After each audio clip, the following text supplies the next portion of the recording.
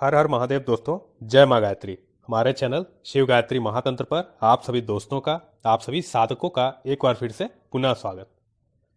आज आप और हम जानेंगे धन लाभ एवं दरिद्रता के नाश हेतु कुछ अचूक उपाय, कुछ ऐसे सरल उपाय जिन्हें करके आप और हम शीघ्र ही धन लाभ को प्राप्त कर सकते हैं, साथ ही साथ दरिद्रता हमारे घर से सदा के लिए जा सकती है। हमारे सनातन संस्कृति में जो हम हिंदू लोग हैं, हमने सदा द्रव्य को, धन को किसी मुद्रा जैसा नहीं देखा है। किसी मुद्रा के रूप में हमने धन को नहीं माना है। हमने प्रारंभ से ही धन को मां लक्ष्मी की कृपा के रूप में माना है और साक्षात उसे लक्ष्मी का ही दर्जा दिया है।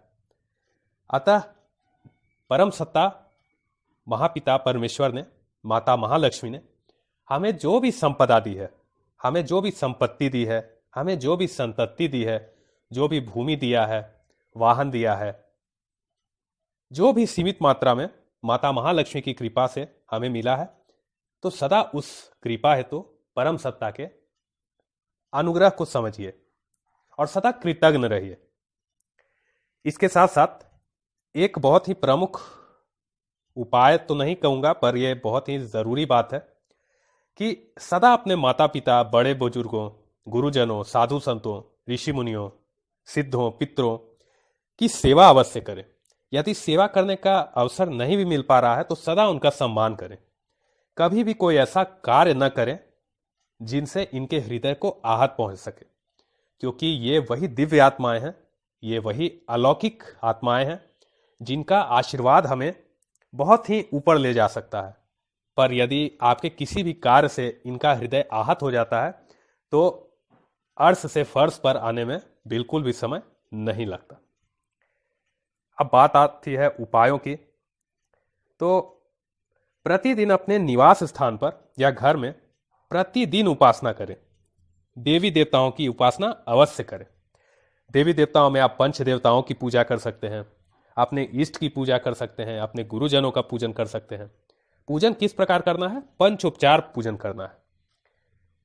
पंचोपचार पूजन अर्थात धूप, दीप, पुष्प, गंध, नैवेद्य द्वारा अपने इष्ट की, अपने गुरुजनों की, किसी भी अमुक देवी देवता की पूजा करना। उदाहरण के तौर पर प्रतिदिन आप नहा धोकर पवित्र होकर भगवान गणेश का स्मरण कर सकते हैं। आप भगवान सूर्य नारायण को जल दे सकते हैं। आप शिवलिंग का पंचामृत से अभिषेक कर सकते हैं। आप भगवान विष्णुदेव का और माता महालक्ष्मी का पूजन कर सकते हैं। आप माँ भगवती देवी दुर्गा का पूजन कर सकते हैं। ठीक इसी प्रकार शाम को संध्या पूजन अवश्य करें।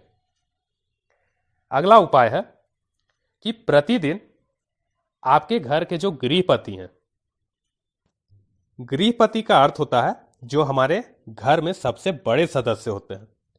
तो जब भी घर में आपके भोजन बन जाए तो उस भोजन में से पहली रोटी निकालकर उसमें से थोड़ा गुड़ डालकर गौ माता को अवश्य खिला दें।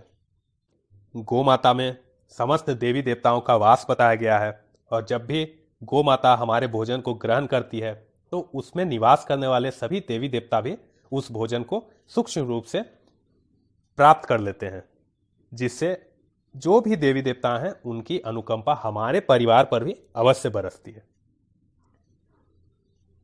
एक बात समझिए, जितने भी निवास स्थान होते हैं, जितने भी महल होते हैं, एक मामूली से सिद्ध का कुटिया ही क्यों नहीं होता है। तो हम प्रयत्न करते हैं कि एक रक्षक ऐसा हो जो सदा हमारी रक्षा करे। हमारे हिंदू धर्म में भी ऐसे रक्षकों की बात कही गई है जिन्हें गुण के आधार पर बांटा गया है। सात्विक रूप से जो रक्षक होते हैं वो भगवान हनुमान होते हैं। राजसिक रूप से जो रक्षक होते हैं उन्हें गणेश कहा गया है और तामसिक रूप से जो रक्षक कहे गए हैं उन्हें भैरव कहा गया, जिन्हें क्षेत्रपाल भी कहा जाता है। तो इन रक्षकों की स्थापना इनमें से किन्हीं की भी अपने गुण कर्म के आधार पर स्थापना अवश्य करें और इन्हें यथाशक्ति पूजन दें। हनुमान जी को पूजन किस प्रकार देना है? मंगलवार और शनिवार के दिन, मंगलवार के दिन घी का दीपक, शनिवार के दिन तेल का दीपक लगाकर गुड़ और चने का भोग अवश्य लगाएं। बुधवार को भगवान गणेश को गुड़ और चना का भोग लगाएं, साथ ही साथ घी का दीपक अवश्य प्रज्वलित करें। और ठीक इसी प्रकार रविवार के दिन तेल का दीपक लगाकर भगवान भैरवनाथ को गुड़ चना का भोग या दही बारा का भोग अवश्य चढ़ाएं। विशेष स्थिति में यदि आपके घर पर तंत्र का वार होते रहता है, आप अपने आप को असुरक्षित प्राप्त करते हैं, तो इन्हीं देवी देवताओं की इन्हीं दिनों को, जैसे हनुमान जी की मंगल और शनि को, गणेश भगवान की बुधवार को और भैरव जी की रविवार को कपूर से आरती करें, विशेष परिणाम मिलेंगे। एक अन्य उपाय यह है, जो कि बहुत ही प्राचीन उपाय है पर बहुत ही कारगर उपाय है। प्राचीन काल में या अभी भी बहुत सारे घरों में हमारी माता बहनें जो हैं वो घर के आंगन को गोबर से लीपा करती हैं। गोबर से लेपन करने से दरिद्रता सदा के लिए उस आंगन से चली जाती है। तो आप भी इस उपाय को चाहे तो कर सकते हैं। हमारे हिंदू धर्म में कुछ ऐसे वस्तु बताए गए हैं जिनके अंदर से, जिनके भीतर से सदा ही एक सात्विक ऊर्जा का निष्कासन होते रहता है। 24 घंटे वह सात्विक ऊर्जा हमारे घर के वास्तु को सदा पवित्र रखती है और सदा धन लाभ का आगमन कराते रहती है। इनमें से सबसे प्रथम जो वस्तु आता है वो आते हैं भगवान शिव का शिवलिंग।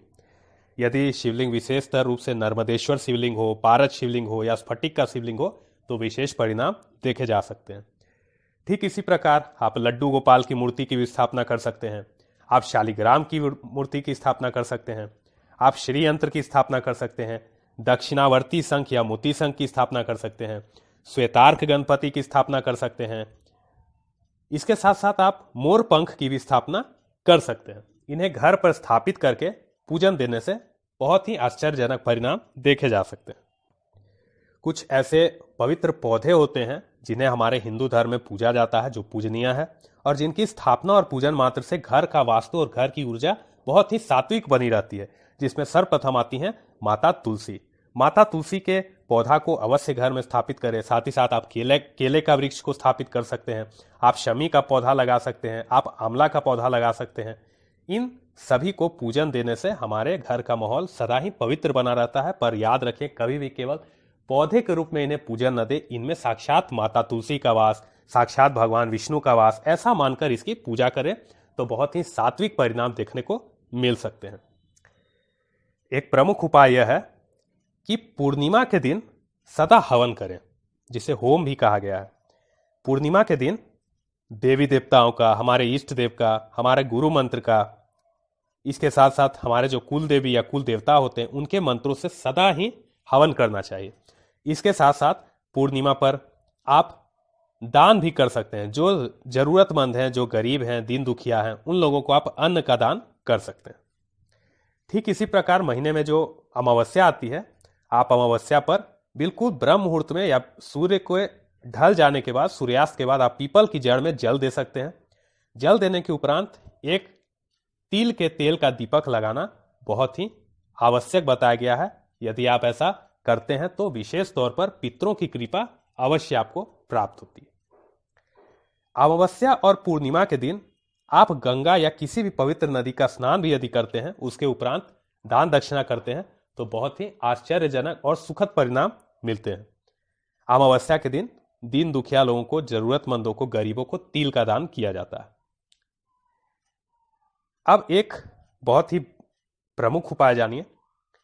साल में जब भी होली आए, दीपावली आए, दोनों नवरात्रि आए, गुप्त नवरात्रि में भी आप कर सकते हैं, महाशिवरात्रि आए, सावन का महीना आए, कार्तिक का महीना आए, या कभी भी पूर्णिमा आए या कोई विशेष हिंदू पर्व आए, देव उत्थान एकादशी आए, ऐसा पर्वों पे आप सदा अपने घर पे एक बार अनुष्ठान अवश्य कराएं।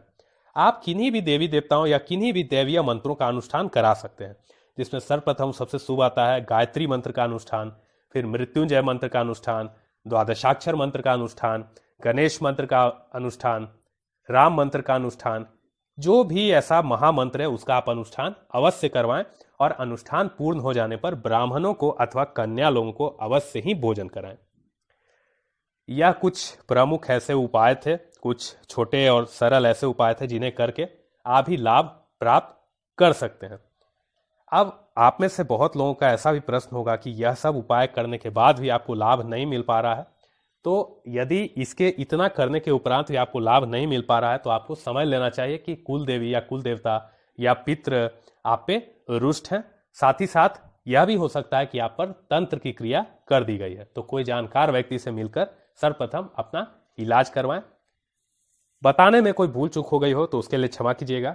इसी वीडियो के डिस्क्रिप्शन में मां लक्ष्मी की कुछ साधनाओं का लिंक दिया गया है। विशेष धन लाभ हेतु उसे एक बार अवश्य देखें और करने का प्रयत्न करें।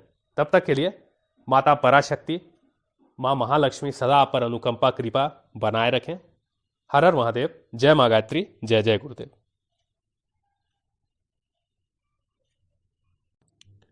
हर हर महादेव दोस्तों।